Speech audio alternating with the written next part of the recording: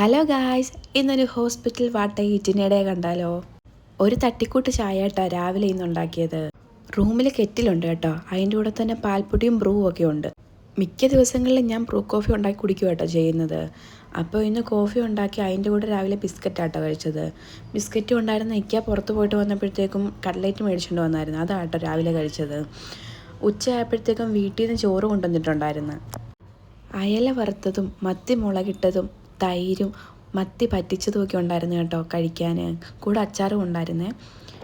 കുറച്ച് കഴിഞ്ഞപ്പോൾ വീട്ടിൽ നിന്ന് പൈനാപ്പിൾ കൊണ്ടുവന്നായിരുന്നു കേട്ടോ, അത് നല്ല പഴുത്തിരിക്കുമായിരുന്നു. നമ്മൾ പിന്നെ പിച്ചാത്തിയും കാര്യങ്ങളൊക്കെ നമ്മുടെ കയ്യിലുള്ളതുകൊണ്ട് മുറിച്ച് ഉപ്പൊക്കെ പുരട്ടി ഞാനും ഇക്കയും കൂടെ കഴിച്ചു കേട്ടോ.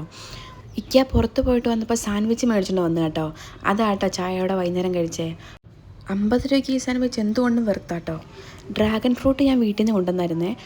കുറച്ച് കഴിഞ്ഞപ്പോൾ ഞാനത് മുറിച്ച് കഴിച്ചു. അത്യാവശ്യം മധുരം ഉണ്ടായിരുന്നു, നല്ല ടേസ്റ്റ് വരുന്നു കേട്ടോ കഴിക്കാൻ.